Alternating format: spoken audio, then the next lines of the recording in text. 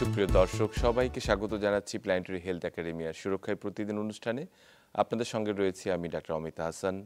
আমরা জানি সমগ্র দেশব্যাপী সিয়াম সাধনা চলছে। রোজার এই কতগুলো দিন মানুষের জন্য ভীষণ গুরুত্বপূর্ণ, শুধুমাত্র ইবাদতের জন্য নয়, তাদের যে একটা খাদ্যাভ্যাস বা জীবনধারা যে পরিবর্তনটি ঘটে সেটির সাথে যুক্ত হওয়ার জন্য, সম্পৃক্ত হওয়ার জন্য কিন্তু এক ধরনের সাধনা দরকার হয়। এবং সেই আমি বলবো যে আমাদের মূল আলোচনার যে বিষয়টি আসলে চলে আসে সব কিছু ছাপিয়ে, সেটি হচ্ছে আমাদের রোজার খাবার দাবার। রোজায় কি খাবো, আসলে কি খাওয়া উচিত নয়, কতটুকু খাওয়া দরকার, এই ধরনের নানান প্রশ্ন। এবং যারা বিভিন্ন রোগে ভুগছেন তাদের মধ্যে আরও সংশয় তৈরি হয়, ইফতারিতে টেবিলিতে আসলে আমি সব কিছু খেতে পারবো কিনা, কি খাওয়া দরকার নেই, কি খাওয়া প্রয়োজন, এই সব কিছুর উত্তর আমরা খুঁজবো আজকের আমাদের আলোচনার সাথে যুক্ত আনিকা শাহজাবিনের কাছ থেকে, consultant dietitian and nutritionist, clinic dermatology centre, Skinic dermatology centre, Dhaka. Anika, আপনাকে স্বাগত আমাদের অনুষ্ঠানে। ধন্যবাদ। আমরা আসলে যে কথাটি বলছিলাম যে রোজার শুরুতেই আমাদের ইবাদতের সাথে খাবারও যুক্ত হয়ে যায়। আমরা সবার আগে চিন্তা করি যে একদম প্রথমে সেহরি থেকে শুরু করে সারাদিনের সিয়াম সাধনার পর সন্ধ্যায় ইফতারিতে আমরা কি কি আইটেম আমরা তৈরি করব, তারাবির পরে আবার আসলে কি খাওয়া প্রয়োজন, আসলে অনেকে আবার খাবার ওই সময় খান না, একেবারেই সেহরিতে খান। এই সবগুলো বিষয় আমাদের মধ্যে একটা চাঞ্চল্য তৈরি করে। আমি শুরুতে জানতে চাই আসলে রোজার যে স্বাভাবিক যে প্রস্তুতি খাবার দাবারের, সেটিকে আসলে আপনারা কিভাবে মানুষকে প্রস্তুত করে দেন, কি ধরনের পরামর্শ দিয়ে থাকেন শুরু? ধন্যবাদ আপনাকে। শুরুতেই ধন্যবাদ জানাচ্ছি এই সুন্দর অনুষ্ঠানে আমাকে আমন্ত্রণ জানানোর জন্য। প্রস্তুতি, রোজার খাবার দাবারের প্রস্তুতিটা আসলে শুরু করতে হয় বেশ একটু আগে থেকেই। রোজা শুরু হওয়ার 2-3 মাস আগে থেকেই আসলে প্রস্তুতি নেওয়া উচিত। স্পেশালি একজন ডায়াবেটিক পেশেন্ট অথবা যারা আপনি শুরুতেই বলছিলেন যে বিভিন্ন রোগে যারা ভুগছেন, তাদের প্রস্তুতিটা কিন্তু 2-3 মাস আগে থেকেই শুরু করা উচিত। অবশ্যই আমি এই ব্যাপারে বলবো যে নিকটস্থ আপনার যে ডায়েটিশিয়ান বা পুষ্টিবিদ আছে, আপনার যে ফিজিশিয়ান আছে, ডক্টর আছে, তাদের সাথে কথা বলে ডায়েটিশিয়ানের সাথে সুপরামর্শ করে একটা সঠিক খাদ্য তালিকা আপনারা নিয়ে থাকবেন ডায়েটিশিয়ানের থেকে, এবং সেই অনুযায়ী পুরো রমজানটা পার করা, সেই অনুযায়ী আমাদেরকে পার করতে হবে। তার মানে এটি আসলে পূর্ব প্রস্তুতি, যে হঠাৎ করে একদিনে সেটি হবে না, তার আগে থেকে আমাদের জানতে হবে। আমরা যদি আসলে ভাবি যে রোজায় সবারই একটু ধারণা থাকে যে এই তেলে ভাজা জিনিসপত্র সন্ধ্যা, এটা আমাদের আসলে একটা ট্র্যাডিশন, যেটা আমরা বলছি এই উপমহাদেশের ট্র্যাডিশন, এবং বাংলাদেশে বিভিন্ন যুগে যুগে চলে আসছে। আমরা দেখে আসছি ছোটবেলা থেকে ভাজা পোড়া, এটার উপর মানুষের ভীষণ একটি আগ্রহ তৈরি হয়। এটাকে বাদও দেওয়া যায় না, আবার এটাকে স্বাস্থ্যসম্মত করার চিন্তা ভাবনাও আমরা করি যে কিভাবে হেলদি করা যায়। সেই জায়গাটিতে কিভাবে কাজ করে থাকেন আপনারা? আসলে যেটা আপনি বলছিলেন যে ভাজা পোড়াটা বাংলাদেশের একটা ট্রেডিশন হয়ে দাঁড়িয়েছে, বাদও দেওয়া যায় না, আবার নিতেও হবে। তো রমজান শব্দটাই বা সিয়াম সাধনার মূল মটোটাই হচ্ছে সংযম। এই একটা শব্দ দিয়ে আমি শুরু করতে চাই যে সংযম থাকতে হবে সব কিছুতে। আমি খাবো কিন্তু ব্যালেন্স ওয়েতে খাবো এবং হেলদি উপায়ে খাবো। যেমন যখন আপনি ব্যালেন্স খাবারের সাথে যখন ট্রেডিশনালি একটু ভাজা পোড়া খাচ্ছেন, অ্যাজ এ অ্যাপেটাইজার আপনি হয়তো 2-1 দিন বা 3 দিন নিচ্ছেন, বাট নট রেগুলারলি। একদম পুরো রমজান জুড়ে কিন্তু আমরা এই ভাজা পোড়াটা খাবো না। এবং যখন খাবো আমি ভাজার মধ্যে যে কোনো একটা আইটেম সিলেক্ট করব। হয় আমি পেঁয়াজু খেলে 2টো পেঁয়াজু, অথবা বেগুনি খেলে আমি একটা বেগুনি, দ্যাটস ইট।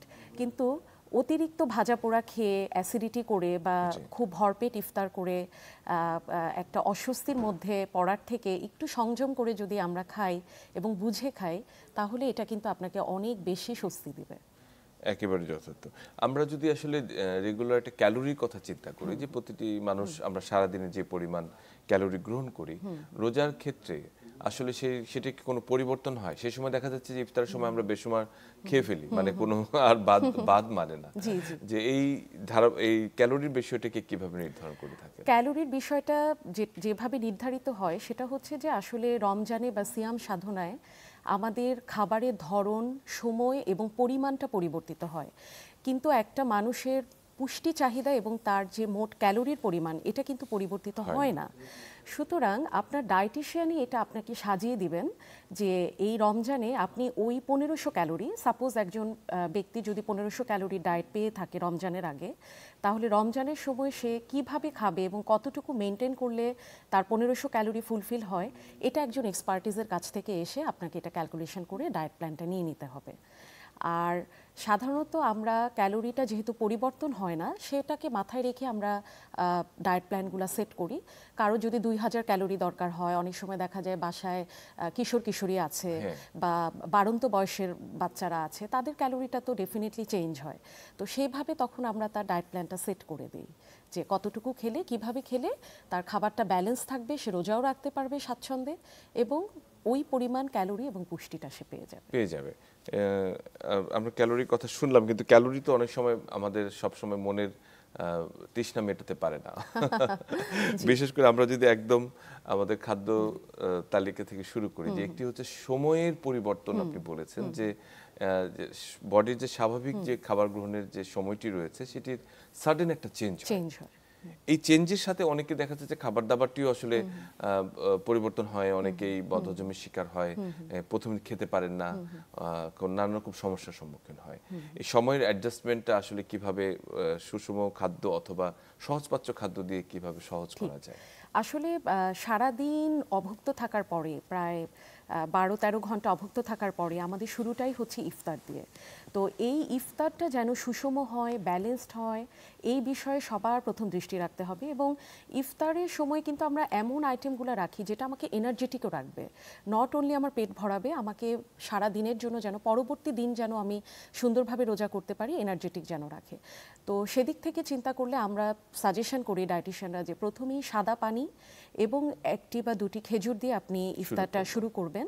তারপরে গ্র্যাজুয়ালি আমি কোনো একটা ড্রিঙ্কস রাখবো যেটা একদমই ন্যাচারাল, কালারলেস, ওডরলেস, কোনো আর্টিফিশিয়াল কিছু থাকবে না, প্রিজারভেটিভ থাকবে না, এই ধরনের একটা মূল তরল বা পানীয় আপনি রাখবেন আপনার খাবারে। হতে পারে সেটা ডাবের পানি, হতে পারে সেটা ইউসুফগুল বা তোকমা শরবত, অথবা একটু টক দইয়ের লাস্সি, অথবা ঘরে বানানো যে কোনো ফ্রেশ জুস, নো সুগার, আলাদা করে কোনো সুগার আমরা এখানে অ্যাড করব না, অথবা একটু লেবু পানি, যে যেটা পছন্দ করে। তো এইভাবে একটা মূল ড্রিঙ্কস আপনি পাশে রেখে তারপরে আপনি যেটা করতে পারেন যে এই ড্রিঙ্কসগুলো কিন্তু আপনার ইলেকট্রোলাইটটাকেও ব্যালেন্স করবে, হ্যাঁ, তৃষ্ণাটাকে তো মেটাবেই। তারপরে আমরা যেটা করতে পারি, আমরা একটু 1 বা 2 টেবিল স্পুনের মতো আমরা ছোলাটা রাখতে পারি। এটা আমাদের অনেক বেশি এনার্জি বুস্ট আপ করবে, হজমে সহায়তা করবে। বাট ছোলা রান্না করার আসলে যে এই পদ্ধতি, এটা আমাদের দেশে আসলে ঠিক না। আমরা অনেক বেশি ভুনা করে ফেলি, অনেক মশলায় ভাজা করে ফেলি। এটা ছোলাটা প্রিপেয়ার করতে হবে খুব লাইট মশলা, এবং অবশ্যই এটার সাথে একটু সালাদ অ্যাড করতে হয়, একটু শসা, টমেটো যদি আপনি অ্যাড করেন, এটার ক্যালোরি ভ্যালু বলেন এবং এটা নিউট্রিটিভ ভ্যালু বলেন, দুটোই কিন্তু অনেক বেশি বেড়ে যায়। তারপরে আমরা যেটা করব যে ট্রেডিশনালি আমরা যদি একটু ভাজা খেতে চাই অ্যাজ এ অ্যাপেটাইজার, আমি শুরুতেই যেটা বলেছিলাম যে একটা কোনো ভাজা আইটেম আমরা একটু নিতে পারি। যেহেতু আপনি বলছিলেন যে আসলে মন ভরে না, তো মন যেহেতু ভরে না, 1টা বা 2টো পেঁয়াজও আমরা দিয়ে শুরু করতে পারি। তারপরে আমরা একটা মূল খাবারে চলে যাব। তো হতে পারে সেটা একটু খুব সফট খিচুড়ি হতে পারে, অথবা আমরা সবসময় ডায়েটিশিয়ানরা কমপ্লেক্স কার্বোহাইড্রেটের উপরে ফোকাস করি। সেটা লাল আটার রুটি হতে পারে, ওটস হতে পারে, চিড়া হতে পারে, মুড়ি হতে পারে, খই হতে পারে। এনি ওয়ান আপনি একটা নিয়ে নিলেন, একটু টক দই দিয়ে বা একটু কলা মিক্সড করে আপনি খেতে পারেন ইফতারিতে। তারপরে চলে গেল আমাদের ইফতারটা হয়ে গেল। এরপর আমরা তারাবি নামাজের পরে খুব লাইট একটা ডিনার কিন্তু করে ফেলতে পারি। আচ্ছা, এই জায়গাটিতে আসলে প্রশ্ন রয়েছে, এই সময় দেখা যায় যে আমাদের টেবিলের মধ্যে অনেক সুন্দর সুন্দর খাবার শোভা পায়, বিশেষ করে হালিমের উপরে মানুষের একটি বিশেষ নজর রয়েছে। এছাড়া বিভিন্ন মাংসের আইটেমগুলো একদম টেবিল ভর্তি অনেকেরই থাকে। এবং শরবতের কথা বলেছেন যে শুধু একটি ন্যাচারাল শরবত, দেখতে বাহারি রঙের লাল নীল মানে হলুদ শরবত না হলে আমাদের হচ্ছেই না। তো এই যে আধিক্যটি, সেটি আসলে কিভাবে আমরা নিজেদেরকে নিয়ন্ত্রণ করব সেটি একটু বলুন। নিয়ন্ত্রণ করতেই হবে, আধিক্যকে নিয়ন্ত্রণ করতেই হবে, হ্যাঁ, এটাই কিন্তু আমাদের সুস্বাস্থ্যের মূল লক্ষ্য, মূল মটো। যতই রং বেরঙের বাহারি শরবত থাকুক না কেন, আমি জানি যে এটা আসলে আমার জন্য ভালো না। তবে ওই যে যেটা আমি বলছিলাম যে ফ্রেশ ফ্রুট জুস যদি হয়, যদি ঘরে বানানো তরমুজের জুস বা পেঁপের জুস বা বেলের শরবত যদি আমরা নিতে পারি, এটা অনেক বেশি হেলদি, অনেক ভালো, দেখতেও খুব সুন্দর লাগে, কালারফুল। স্পেশালি বাচ্চারা যখন রোজা রাখে ওরা একটু কালারফুল কিছু এক্সপেক্ট করে। আর অবশ্যই টেবিলে অনেক কিছু থাকবে, তার মধ্যে যেগুলো প্রোটিন বেস খাবার ওগুলো আমরা কিন্তু কার্বের সাথে প্রোটিন মিলে একটা ব্যালেন্স খাবার নিতে পারি। যেমন আপনি চিকেনের যদি কোনো প্রিপারেশন থাকে সেটাকে যতটা হেলদি উপায় করা যায়, যেমন একটু গ্রিল করে খেতে পারি বা একটু সতে করে চিকেনটা রাখতে পারি বা একটু কাবাব করে হালকা মশলায় হালকা ফ্রাই করে রাখতে পারি। আরেকটা যেটা আমরা করতে পারি যে পানি থাকছে, কার্বোহাইড্রেট থাকছে, প্রোটিন থাকছে, এর সাথে আমরা সালাডটা রেগুলার অ্যাড করতে পারবো। হ্যাঁ, এবং ফ্রুটস, অনেক ধরনের ফ্রুটস, যেহেতু আমাদের কনস্টিপেশনের সমস্যা হয় রোজার মধ্যে অনেকেরই, সো যত কালারফুল ফ্রুটস আপনি খাবেন ততই ভালো। তবে এখানেও কিছু বাধ্যবাধকতা চলে আসে, ডায়াবেটিক পেশেন্ট আছে বা আদার্স কোনো ডিজিজের পেশেন্ট থাকলে ফ্রুটসটাকেও আমরা লিমিটেশন করি। আর হালিমের কথা যেটা বলছিলেন যে হ্যাঁ, একটা খুব আকর্ষণ, হালিম অবশ্যই একটি খুবই পুষ্টিকর খাবার, তবে এটা রান্নার প্রসেসের উপরে ডিপেন্ড করে। আপনি যদি সঠিক পুষ্টিমান বজায় রেখে তেল কম দিয়ে, মশলা কম দিয়ে সুস্বাদু করে হালিম প্রস্তুত করেন অবশ্যই ভালো। তবে হালিম যেহেতু নিজেই একটা মিল, নিজেই একটা ব্যালেন্স মিল, কারণ এখানে গম যাচ্ছে, গরুর মাংস যাচ্ছে বা চিকেন যাচ্ছে, এটা একটা কমপ্লিট মিল। সো হালিম খেলে আর কিছু খাওয়ার দরকার নেই, এটার সাথে একটু খেজুর নিয়ে নিলেই হবে, ব্যাস। না, এটি আমি যদি হালিম থাকে তাহলে হালিমই থাকুক, হালিমই থাকুক, সেই অন্য কিছু দরকার নেই। সেক্ষেত্রে সুন্দর বলেছেন। আমি যদি আরেকটি কথা বলতে চাই, আরেকটি গুরুত্বপূর্ণ জায়গা হচ্ছে যে সারাদিন রোজা রাখার পর মানুষ খুব তৃষ্ণার্ত থাকে, এবং এই যে পানির ওয়াটার যে ব্যালেন্সটি দরকার, কিছু ইলেকট্রোলাইটের ব্যালেন্স থাকে, দেখা যাচ্ছে এই সময় অনেকে খাবার স্যালাইন খেয়ে ফেলে, মানে যারা রয়েছেন, অথবা যে পানির পরিমাণটি নির্ধারণ করতে পারেন, অনেকে বেশি খেয়ে ফেলেন, অনেকে আবার একেবারেই খান না। এই ওয়াটার ব্যালেন্সটি কিভাবে, কতটুকু করা দরকার? আচ্ছা, ওয়াটার ব্যালেন্স খুবই ইম্পর্টেন্ট। নিজেকে কিন্তু হাইড্রেট রাখতে হবে, তবে সেটারও একটা পরিমাণ আছে। সাধারণত আমরা বলি ইফতার থেকে সেহরি পর্যন্ত মিনিমাম 8 থেকে 10 গ্লাস পানি, মিনিমাম। এর ঊর্ধ্বে 12 গ্লাস পর্যন্ত আপনি খেতে পারবেন, মানে অলমোস্ট প্রায় 3 লিটার পানি কিন্তু আমাদেরকে খেতে হবে। আর পানি বলতে সাদা পানি তো বেস্ট, তারপরেও পানি জাতীয় যে কোনো কিছু হতে পারে, সেটা স্যুপ হতে পারে, সেটা একটু দুধ সেমাই হতে পারে, দুধ সাগু হতে পারে, যেটা খেলে আমরা একটু ফ্লুইডটা পেয়ে যাচ্ছি, সব কিছুই কিন্তু আসলে পানির ভারসাম্যটা রক্ষা করবে, মানে এই জাতীয় তরল খাবারগুলো। আর স্যালাইনের কথা যেটা বলছিলেন, স্যালাইন কিন্তু হঠাৎ করে মন চাইলো একটা স্যালাইন খেয়ে ফেললাম, এটা কিন্তু ঠিক নয়। আপনার ফিজিশিয়ানের পরামর্শ ছাড়া বা ডক্টরের পরামর্শ ছাড়া কিন্তু আমরা স্যালাইন খাবো না। এবং স্পেশালি স্যালাইন অনেক সময় কিডনি পেশেন্টরা খেয়ে ফেলে, রেনাল পেশেন্টরা না জেনে এক্সেস স্যালাইন ইনটেক করতে পারেন, এটা একদমই ভুল, এটা কখনোই করবেন না। এটা আসলে উচিত নয়, এটা একদমই উচিত না। পটাশিয়াম থাকে, সেটি আসলে বিপজ্জনক হতে পারে। সেক্ষেত্রে আপনি একটু আখের গুড়ের শরবতটা নিলে, সামান্য একটু পিঞ্চ অফ সল্ট অ্যাড করে, হ্যাঁ, এটা কিন্তু খুব সুন্দর আপনার ডিহাইড্রেশনকে রোধ করবে, হাইড্রেট রাখবে। এটি ভালো বলেছেন। আচ্ছা, আমরা যদি আরেকটু পরবর্তীতে যাই, দেখা যাচ্ছে যে অনেকেই একই সঙ্গে ইফতারের সঙ্গে রাতের ডিনারটি সেরে ফেলেন। আমরা যদি বাইরের বিভিন্ন অফার টফার দেখি, সেখানে দেখি যে ইফতার কাম ডিনার একটি বিষয় চলে আসে, সেটি কতখানি আসলে স্বাস্থ্যসম্মত? স্বাস্থ্যসম্মত নয় এই কারণেই, কারণ আপনি ইফতার করে একটু সময় আপনাকে দিতে হবে, মাঝখানে একটু বিরতি দিতে হবে। অবশ্যই সেই জন্য আমরা বলি যে নামাজের পরে, স্পেশালি তারাবি নামাজটা পড়ে ডিনারটা করা ভালো, কারণ একসাথে সব খেয়ে ফেললে কিন্তু বদহজম বা অ্যাসিডিটি, হার্টবার্ন, বিভিন্ন ধরনের সমস্যা হতে পারে। তো সেক্ষেত্রে আপনি ডিনারটা করবেন অবশ্যই, কিন্তু লাইট, খুব বেশি হেভি কিছু আমরা ডিনারে গিয়ে খাবো না। একটা ফুল প্যাকেজ ইফতার করার পরে ডিনারে আমরা এমন কিছু খাবো যেটা আমাদেরকে খুব এনার্জেটিক রাখবে, আমাদের কার্ব, প্রোটিন সব কিছু মিলে একটা ব্যালেন্স খাবার হবে। এক্ষেত্রে একটা খুব ভালো খাবার হতে পারে ওটস এবং দুধ, অথবা চিরা, দই, কলা, খুব ভালো একটা খাবার হতে পারে। অথবা কেউ যদি খুব অল্প পরিমাণে ভাত খেতে চান, ভাত খেতে পারেন, কোনো অসুবিধা নেই। কেউ যদি রুটি খেতে চান, অল্প করে 2টো লাল আটার রুটি খেতে পারেন সবজি দিয়ে, ফিশ চিকেনটা থাকলো। এবং ঘুমানোর আগে কেউ যদি চান যে একটু 1 গ্লাস লো ফ্যাট মিল্ক খেয়ে শুলেন, হ্যাঁ, এরকম করা যাবে, কোনো অসুবিধা হবে না, সেটা সমস্যা হবে না, কোনো সমস্যা হবে না। কিন্তু আবার দেখা যাচ্ছে রাতের ডিনারে আবার এক দফা ভুরি ভোজ হয়ে গেল, না, এটা অবশ্যই আনহাইজেনিক, এটা ঠিক হবে না। আমরা যদি আসলে সবচেয়ে গুরুত্বপূর্ণ যেটি ব্যতিক্রমী যে খাবারটি মানে একেবারে সারা বছরই আমরা অভ্যস্ত না, সেটা হচ্ছে সেহরি।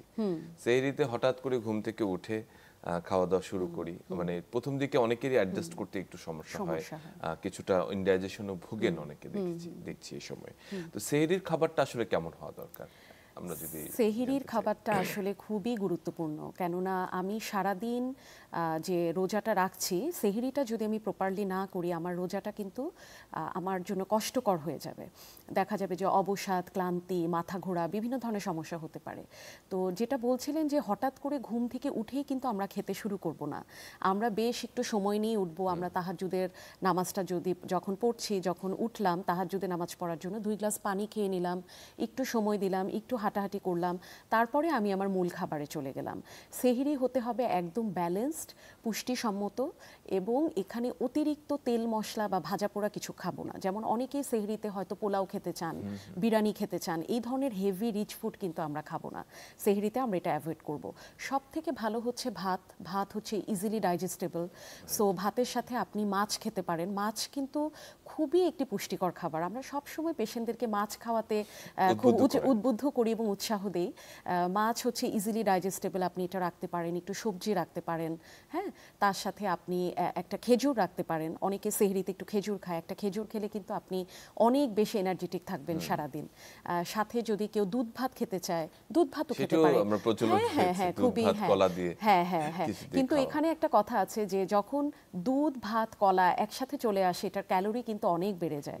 সুতরাং যে কোনো দুটো খেতে হবে, হয় দুধ ভাত অথবা দুধ কলা, যে কোনো একটা আমরা অমিট করব, যে কোনো একটা আমরা বাদ দিব শেষে যেটি। এবং আরেকটি বিষয় চলে আসে যে সেহরিতে মাংসের একটি ব্যাপক মানে চাহিদা থেকে যায়, যে মানে এটি না হলে চলবে না। রাতে কেউ মাছ আসলে অনেকেই পছন্দ করেন না। সে এই যে ধারাবাহিক 30 দিন যদি কেউ একদম রেড মিট খেয়ে থাকেন, সেটি তার জন্য কতখানি আসলে ক্ষতিকর হতে পারে? ভীষণ ক্ষতিকর হবে। আর এই যে মাংস খেলেই আমি এনার্জেটিক থাকবো সারাদিন, হ্যাঁ সবাই তা মনে করে যে অনেকক্ষণ পেটটা ভরা থাকবে, এই ধারণাটা আসলে একদম ভুল। বরং টানা 1 মাস রেড মিট খাওয়ার পরে যেটা হতে পারে, রোজার পরে আমরা ম্যাক্সিমাম পেশেন্ট পাই কোলেস্টেরল হাই, লিপিড প্রোফাইল অনেক হাই, হ্যাঁ, বিভিন্ন ধরনের ক্রিয়েটিনিন বেড়ে যায়। এই ধরনের ভুলগুলো আসলে আমরা করব না। আমরা মাছ খাওয়ার চেষ্টা করব, না হলে আমরা লিন মিট খাবো।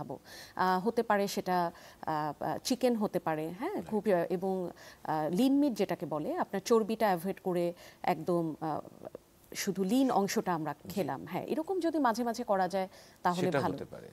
সেটা হতে পারে। মানে তাহলে একেবারে এটার উপর নির্ভরশীল হওয়া যাবে না, একেবারেই নির্ভরশীল হওয়া যাবে না, এবং অনেকেই সবকিছু মিলিয়ে ব্যালেন্স ভাবে খেতে হবে। অনেকেই আবার আপনি যেটি বললেন যে একটু মানে পুরনো ঢাকার স্টাইলে যদি কেউ মানে কাচ্চি অথবা বিরিয়ানি খেতে চায় সেদিতে, তাহলে কিন্তু সেটা তার ডাইজেশনে প্রবলেম করবে, এবং এই ধরনের রিচ ফুডগুলা কিন্তু অনেক বেশি তৃষ্ণা বাড়িয়ে দেয়, হ্যাঁ, এবং অনেকেই দেখবেন সেহরিতে চা কফি খাওয়ার একটা অভ্যাস থাকে। আচ্ছা, হ্যাঁ, সে প্রসঙ্গে আসলে আসছিলাম। আপনি বললেন যখন মানে এই সেহরিতে সবাই ধারণা যে সকালে যেহেতু চা খেতে পারছে না, সে চাটা অ্যাডভান্স খেয়ে নেই, এতে মাথা ব্যথা তার হবে না, অথবা আরেকটু এনার্জি পাবে। সেই বিষয়টি আসলে কিভাবে আপনারা পরামর্শ দেন? এই বিষয়টি আমরা যেভাবে পরামর্শ দিচ্ছি যে চা কফি খাওয়াটা কিন্তু এই সময় একদমই বাদ রাখতে হবে, কেননা চা কফি আপনাকে আরো বেশি তৃষ্ণার্ত করে তুলবে সারাদিন, এবং ডিহাইড্রেশনের জন্য কিন্তু এটাও একটা কারণ।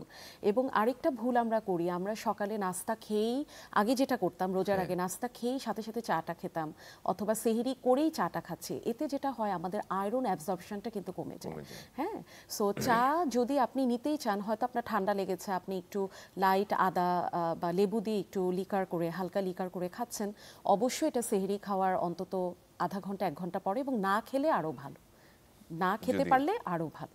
হ্যাঁ, আচ্ছা, এবার আমরা আসলে অনেকেই ধারণা থাকে যে আপনাদের মানে যারা পুষ্টিবিদ রয়েছেন তারা খাবারের মানে মানটা হয়তো ঠিক রাখেন, কিন্তু খাবারের স্বাদ এবং যে আমরা বলছি জিভের যে একটি মানে ভোজের যে একটি তৃপ্তি, সেটি কমিয়ে দেন। সেটি আসলে কতখানি ঠিক? এটিকে কি এই যে পুষ্টিকর খাবারগুলোকে সুন্দর করে পরিবেশনা করার কোনো পদ্ধতি আছে কিনা? অবশ্যই পদ্ধতি আছে, কারণ দিন শেষে কি আমার স্যাটাইটি ভ্যালু, আমার আত্মতৃপ্তি, আমি খেলাম কিন্তু সবই আমার মন খুবই মতো হলো পুষ্টিকর না। খাবার হ্যাঁ, খেলাম, কিন্তু পুষ্টিকর খাবার একটাও খেলাম। আমাকে হ্যাঁ, আমাকে টানছে না। টানছে না। এটার জন্য যেটা করতে হবে যে খাবারগুলোর প্রিপারেশনে আপনাকে একটু চেঞ্জ আনতে হবে। এক নাম্বার, যেমন আপনি যখন ফ্রুটস খাচ্ছেন, মিক্সড ফ্রুট সালাদ খেতে পারেন, সেটার সাথে একটু ধনিয়া পাতা অ্যাড করলে, একটু গোলমরিচ অ্যাড করলে কিন্তু পুরা টেস্টটাই চেঞ্জ হয়ে যাবে। বা আমরা অনেক সময় চাট মশলা, ঘরে বানানো চাট মশলা ইউজ করে থাকি।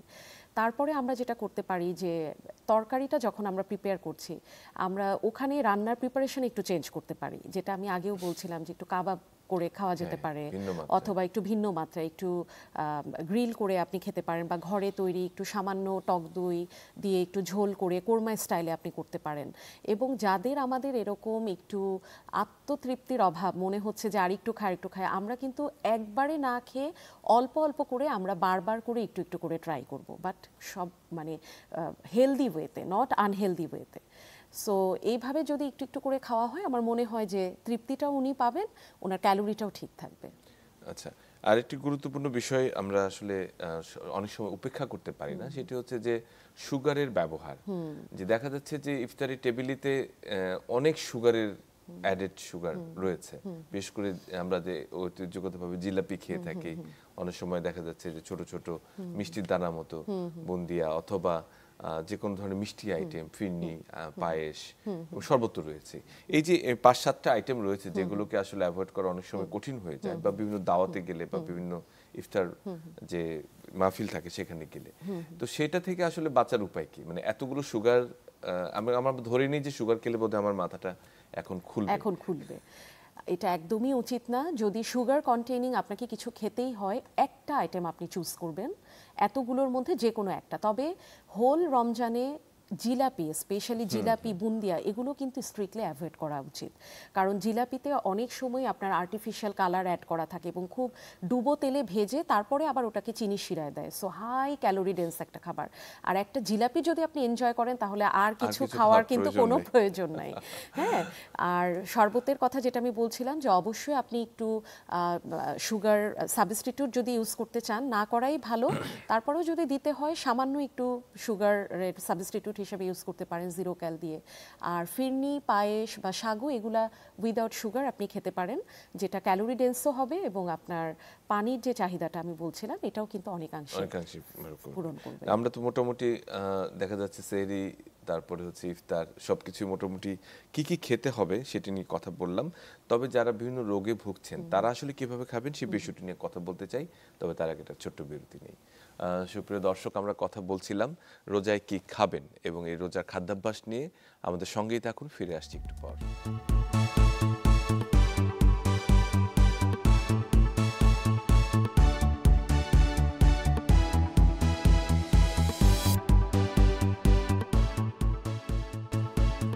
সবাইকে আরেকবার আমন্ত্রণ জানাচ্ছি সুরক্ষার প্রতিদিন অনুষ্ঠানে। আপনাদের সঙ্গে রয়েছি আমি ডক্টর অমিতা হাসান। আজকে কথা বলছিলাম আমাদের এই রমজান, এই সিয়াম সাধনায় আসলে আমরা কি খাবো, অথবা কোন কোন খাবারগুলো আমাদের পরিহার করা উচিত, সে বিষয়ে আছেন সঙ্গে আমাদের consultant dietitian and nutritionist Anika Shahjabin. Shahjabin, আমরা যে কথাটা বলছিলাম যে আমরা তো বড়দের খাবার নিয়ে অনেক কথা বললাম, এবং আমাদের মূল চিন্তাই থাকে বড়দের খাবার নিয়ে, যে আমরা বিকালে কি খাবো, ইফতারিতে কি খাবো। কিন্তু এই যে ছোট ছোট শিশুরা যারা রয়েছে, অনেকেই দেখা যাচ্ছে যারা অ্যাডোলেসেন্ট, অথবা যারা আরো টিনেজ রয়েছে, অথবা তার ছোট, তারা অনেকেই রোজা রাখেন এখনকার সময়ে। ছোটবেলায় আমরাও হাফ রোজা রেখেছি, দেখা যাচ্ছে দুপুরে একটু খেয়ে আবার ইফতার করেছি। তো এই যে যারা রোজার শুরুতে যারা প্র্যাকটিস করছেন, অথবা যারা ছোটরা রোজা রাখছেন, এই ছোট মনিদের জন্য কি পরামর্শ? তাদের তো আর এত বাধা টাধা নেই, কি খাবে না, তারা অনেক কিছু খেতে চায়, কিন্তু তারপরেও একটু কথা আছে। যেহেতু ছোট বাচ্চারা রোজা রাখছে, আমাদের ফ্যামিলির ক্ষুদ্রতম মেম্বার, সো ওদের টেক কেয়ার করার গুরু দায়িত্বটা কিন্তু বাবা মার উপরেই বর্তায়। সুতরাং বাড়ির যে মা, উনি একটু খেয়াল রাখবেন এই বিষয়টা, স্পেশালি যে বাচ্চারা যেহেতু গ্রোয়িং, ওরা বড় হচ্ছে, ওদের যে পুষ্টি চাহিদা সেটা যাতে কোনোভাবে ঘাটতি না হয়, এটা হচ্ছে 1 নাম্বার কথা। যে তার যে দৈনিক যে ক্যালোরি, এটা কিন্তু তাকে রোজা রাখার পরেও প্রোভাইড করতে হবে এবং সেক্ষেত্রে তার খাবারটা একদম ইফতার থেকে সেহরি পর্যন্ত খাবারটা হবে যথেষ্ট পুষ্টিকর এবং প্রোটিন বহুল, প্রোটিনযুক্ত খাবার, স্পেশালি দুধের খাবার, এগুলো তার ডায়েটে কিন্তু ইনক্লুড করতে হবে। কারণ বাচ্চাদের গ্রোয়িং এজে তাদের ক্যালসিয়াম, আয়রন, ম্যাগনেসিয়াম এই ধরনের রিকোয়ারমেন্টগুলো কিন্তু বেশি থাকে নিউট্রিয়েন্টগুলোর। সুতরাং তাদেরকে বারবার হচ্ছে দুধ জাতীয় খাবারগুলো দিতে হবে। ইফতারে একবার, ডিনারে একবার, যদি সেহরিতে এক গ্লাস দুধ খেতে চায় হ্যাঁ সেটা আরও ভালো। এবং তাদের খাবারটা ভ্যারিয়েশন করতে হবে। যেহেতু বাচ্চারা খুব বেশি খেতে চায় না, এমনভাবে তাদের মিলটা প্রিপেয়ার করতে হবে যেন একটা খাবারের মধ্যেই তার প্রোটিন, কার্বোহাইড্রেট, ফ্যাট তিনটা জিনিসই যাতে চলে আসে। যেমন হতে পারে, আমি একটা খুব জনপ্রিয় একটা খাবার বলছি, র্যামেন হতে পারে, পাস্তা হতে পারে, নুডলস হতে পারে। এখানে কিন্তু আপনি সবজি দিচ্ছেন, অনেক চিকেন দিচ্ছেন, হ্যাঁ সব কিছু দিয়ে, বা র্যামেনে যখন আমরা ডিমও অ্যাড করি, নুডলসে ডিমও অ্যাড করি, সব কিছু মিলে তাকে একটা ব্যালেন্স মিল যদি করে দেন, সে কিন্তু অনেক বেশি আগ্রহী হবে। হ্যাঁ, এবং বাচ্চাদেরকে ফ্রুটস খাওয়ানোর এটাই কিন্তু মানে উত্তম সময়। হ্যাঁ, বাচ্চাদেরকে ফ্রুটসের কাস্টার্ড করে দেওয়া যেতে পারে রোজার সময়, তারপরে তাদেরকে মিল্কশেক, স্মুদি করে দেওয়া যেতে পারে, তারা কিন্তু এগুলো পছন্দ করে। হ্যাঁ, তো এই জাতীয় খাবারগুলো যদি তাদের ডায়েটে আমরা ইনক্লুড করি, তাহলে দেখা যাবে যে বাচ্চাটার রমজানটা সে সুস্থভাবে, চিকেনও পছন্দ করে। সেক্ষেত্রে ঘরে তৈরি যে কোনো চিকেনের প্রিপারেশন করে দেওয়া যেতে পারে, খুব শ্যালো ফ্রাই করে, একটু হেলদি ওয়েতে তাকে চিকেন ফ্রাইও করে দেওয়া যেতে পারে মাঝে মাঝে, 2-1 দিন, আমি বলছি না যে সব সময়। এবং পুডিং কিন্তু একটা খুবই পুষ্টিকর খাবার। পুডিং বাচ্চাদেরকে করে দিবেন, একটু পায়েস, হ্যাঁ তারা পছন্দ করে, পায়েস করে দেওয়া যেতে পারে, অনেক বাচ্চারাই পছন্দ করে।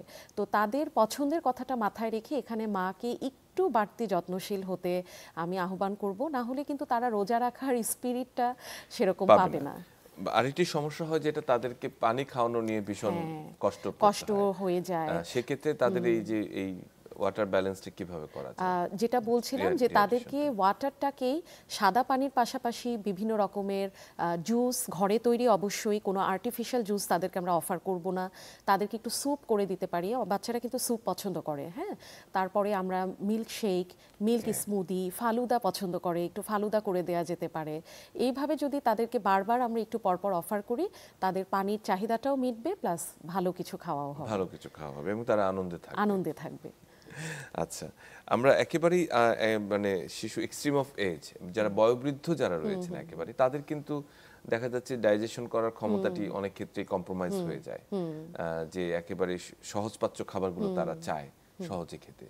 কিন্তু এই যে একই টেবিলে শিশু থেকে শুরু করে বয়োবৃদ্ধ মানে বয়োজ্যেষ্ঠ যারা রয়েছেন বাসার, তাদের জন্য আসলে বারে বারে আইটেম ভিন্ন করা কিন্তু কঠিন। ফলে দেখা যায় একই রকম খাবার সবাইকে দেয়া হচ্ছে।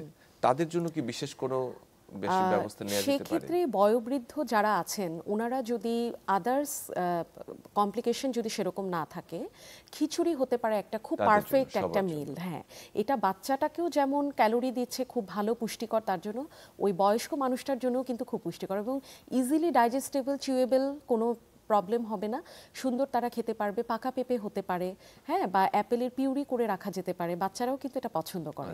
এই ধরনের ফুডগুলা, বা সাগু, হ্যাঁ দুধ সাগু, দুধ সেমাই, এগুলো কিন্তু বয়োবৃদ্ধরাও খেতে পারবে এবং বাচ্চারাও খেতে পারবে, যদি আদার্স কোনো কমপ্লিকেশন না থাকে।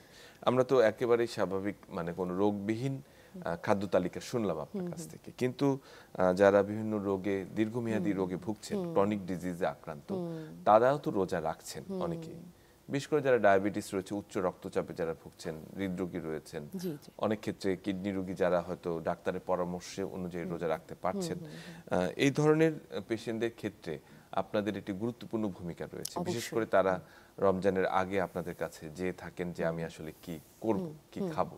আমরা ডায়াবেটিক রোগী দিয়ে যদি শুরু করি, বিশেষ করে সবচেয়ে বেশি আক্রান্ত নন কমিউনিকেবল ডিজিজের মধ্যে আক্রান্তের সংখ্যা বেশি, তারা আসলে কিভাবে রোজার প্রস্তুতি নেবে, আপনারা কি বলে থাকেন তাদেরকে রোজার আগে? বিশ্বের অন্যান্য দেশের মুসলিমদের মতো বাংলাদেশেও কিন্তু ডায়াবেটিক পেশেন্টরা যারা মুসলিম আছেন রোজা রাখছেন, তবে তাদের সাথে স্বাভাবিক মানুষের পার্থক্য হচ্ছে তাদের প্রস্তুতিটা শুরু করতে হবে আরও 2-3 মাস আগে থেকে। ডক্টরের পরামর্শে তাদের স্পেশালি মেডিকেশনটা খুব ফিক্সড আপ করতে হবে। হ্যাঁ, ইনসুলিন পেলে এক ধরনের, ইনসুলিন না পেলে কিন্তু আরেক ধরনের, এবং কখন কোন সময়ে কত ডোজের ইনসুলিন নিব এটা খেয়াল রাখতে হবে। সাধারণত দেখা যায় যে ইনসুলিন নিচ্ছি বা হয়তো আমি গ্লুকোজটা মাপবো, এটা নিয়েও একটা কনফিউশন থাকে যে হয়তো আমি সুই ফুটাতে পারবো না। এগুলা কোনো মিথ, অবশ্যই আপনি ডায়াবেটিক অবস্থায় সুই ফোটাতে পারবেন, সব কিছু জেনে ডক্টরের সাথে পরামর্শ করে রোজাটা স্টার্ট করতে হবে। তারপরে যখন ডায়েটিশিয়ানের কাছে আসছেন, আপনার যে ক্যালোরি সেটা ক্যালকুলেশন করে আমরা চার্টটা দিয়ে থাকি। তবে সাধারণত দেখা যায় যে একজন ডায়াবেটিক পেশেন্ট উনি একটা খেজুর খেতেই পারেন, সাদা পানি থাকবে এবং ওনার যে শরবতটা থাকবে এটা অবশ্যই সুইটলেস, সুগারলেস। তারপরে হচ্ছে উনি সিম্পল 2টা লাল আটার রুটি একটু সবজি দিয়ে উনি ইফতারটা করতে পারেন, একটা ডিম রাখতে পারেন। রাতের ডিনারে গিয়ে উনি খুব লাইট একটা ডিনার করবেন, হয়তো ওটস দিয়ে একটু লো ফ্যাট মিল্ক অথবা সাপ্লিমেন্ট উনি উইদাউট সুগারে নিতে পারেন। সেহরিতে গিয়ে উনি ভাতই খাবেন, ভাত খাবেন, তার সাথে সবজি থাকবে, মাছ থাকবে। এভাবে কমপ্লিট একটা প্যাকেজ করে কিন্তু ওনার ক্যালোরি অনুযায়ী উনি খেতে পারেন এবং রোজাটা রাখতে পারেন। সে একই সঙ্গে এটিও যুক্ত যে তার ডায়াবেটিসের ওষুধগুলো এই মিলের সাথে যুক্ত, বিশেষ করে প্রধান ওষুধটি ইফতারের পরবর্তী দেওয়া হয়। এবং এখানে আরেকটি গুরুত্বপূর্ণ বিষয় হচ্ছে যে ডায়াবেটিক পেশেন্টরা রোজা রাখার সময় সেহরির শেষ সময়টা কিন্তু বেছে নেবেন। খুব আগেও খাবো না, খুব পরেও খাবো না, জাস্ট শেষ সময়ের আগে আগে কিন্তু আমাকে সেহরিটা কমপ্লিট করতে হবে, যাতে আমার সারাদিন ব্লাড সুগারটা ঠিক থাকে। আর তারপরে পানির একটা বিষয় আছে। সারাদিন যেভাবে সাধারণ মানুষ, যেটা বলছিলাম যে ইফতার থেকে সেহরি পর্যন্ত যেভাবে পানি খান, সেভাবেই ওনারা পানি খাবেন, যদি আদার্স কোনো রেস্ট্রিকশন না থাকে। ডায়াবেটিক রোগীদের জন্য আরেকটি সমস্যা হয়ে থাকে, বেশিরভাগ ক্ষেত্রে দেখা যায় যে একদম জাস্ট ইফতারের আগে আগে ওনাদের ব্লাড সুগারটা অনেকের ক্ষেত্রে কমে যায়, বিশেষ করে যারা মেডিকেশন ব্যবহার করেন, ইনসুলিন ব্যবহার করেন। অনেকে এটি ডোজটি অ্যাডজাস্ট করেন না, অথবা জানেনও না যে ডোজটি অ্যাডজাস্ট করতে হবে। বিশেষ করে সেহরির যে ইনসুলিনের ডোজ সেটি কমিয়ে আনতে হয়, বা ওষুধটিকে আমরা মেইন মিলের পাশে মানে ইফতারিতে নিয়ে আসি। তো এই জায়গাটিতে আসলে মানে সেহরিতে কি ধরনের খাবার দিলে তাদের হাইপোগ্লাইসেমিয়া হওয়ার সম্ভাবনা একটু কমে? হাইপোগ্লাইসেমিয়া হওয়ার সম্ভাবনা তখনই করবে যখন আপনি কমপ্লেক্স কার্বোহাইড্রেট খাবেন। এটা সারাদিন আপনাকে ধীরে ধীরে সুগারটাকে রিলিজ করবে এবং আপনার ব্লাড সুগারটা অলমোস্ট সেম থাকবে। যেটা বলছিলাম যে সেহরির শেষ সময়ের কিছুক্ষণ আগে আপনারা সেহরিটা খাবেন। খুব আগে খেলে কিন্তু আপনার হাইপোগ্লাইসেমিক হওয়ার চান্স থাকবে। এবং যেটা খেতে হবে সেহরিতে সেটা হচ্ছে কমপ্লেক্স কার্বোহাইড্রেট। যেমন কেউ যদি চিড়া খেতে চান, চিড়া খেতে পারেন। কেউ যদি ভাত তো আছে অপশন, কেউ যদি রুটি খেতে চান রুটিও খেতে পারেন, লাল আটার রুটি অবশ্যই। তো এভাবে খেলে ইনশাল্লাহ আপনার হাইপোগ্লাইসেমিক হওয়ার চান্স নাই। তবে ডোজিংটা খুব ইম্পর্টেন্ট। ইনসুলিন বলেন বা আদার্স মেডিকেশন বলেন, এই ডোজিংটা অবশ্যই রোজা শুরু করার আগে ঠিক। এবং আমরা বলেও থাকি যে ইফতারে 1 ঘন্টা আগে আপনি ব্লাড সুগার চেক করে নিতে পারেন। আসলে এটা যদি 4 এর নিচে চলে যায় তাহলে হয়তো রোজা আপনাকে ভেঙে ফেলতে হতে পারে। হাইপোগ্লাইসেমিক হওয়া যাবে না এবং হাইপারগ্লাইসেমিকও কিন্তু হওয়া যাবে না। এবং এটি হয় বেশিরভাগ ক্ষেত্রে দেখা যায় ইফতারিতে ওনারা আসলে ভাবেন যে সারাদিন তো না খেয়েছিলাম, এখন একটু খাওয়া যেতে পারে, এই বলে শরবত টরবত এগুলো যেগুলো রয়েছে সেগুলোর প্রতি আগ্রহী হয়ে মানে এক ধরনের ক্রেভিং তৈরি হয়।